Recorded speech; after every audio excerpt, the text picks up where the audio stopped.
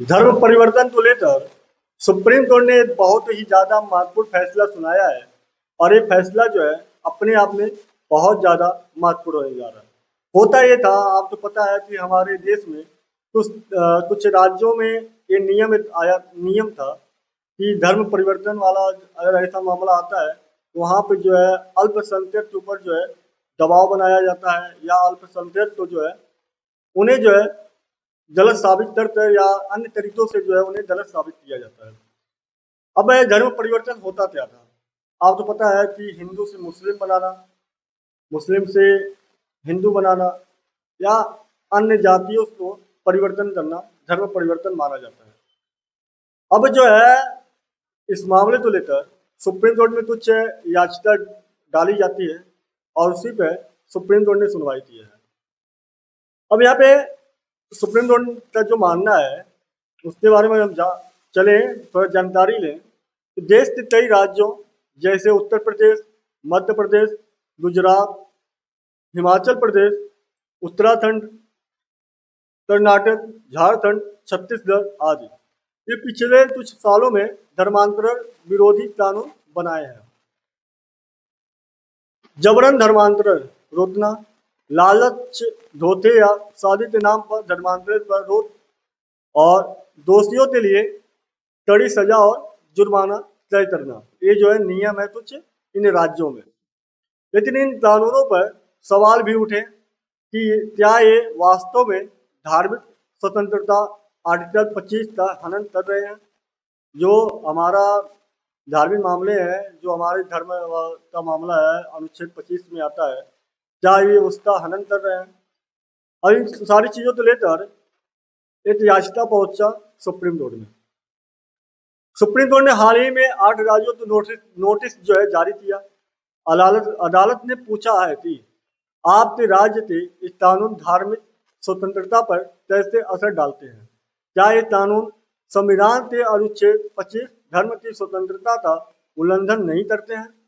क्या सहमति से हुआ धर्मांतरण भी इन कानूनों के दायरे में लाकर लोगों की व्यक्तिगत स्वतंत्रता छीनी जा रही है?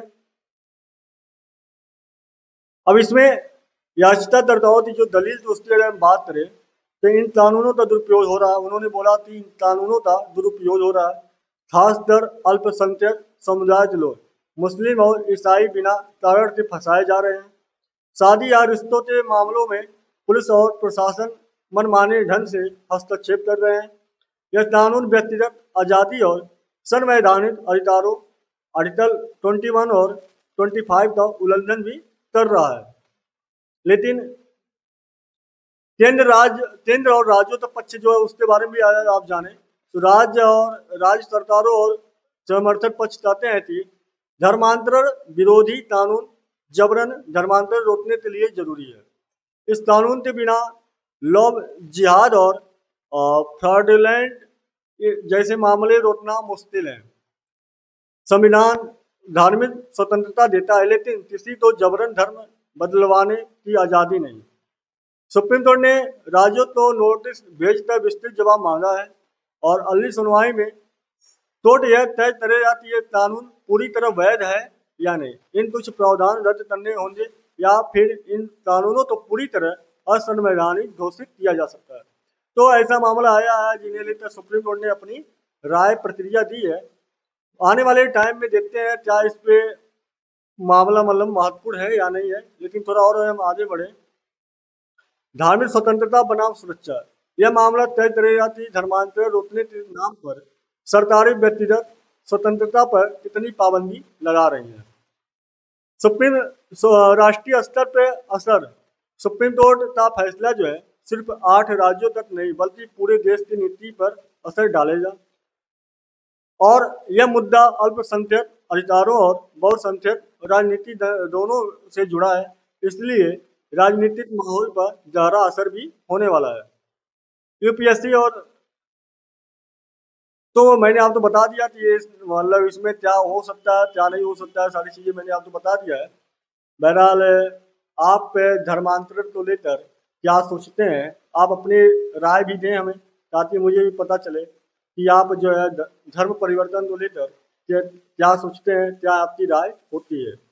बहरहाल वीडियो अच्छा लगा तो लाइक शेयर भी करें, पहली बार जुड़े हैं तो सब्सक्राइब भी कर लें।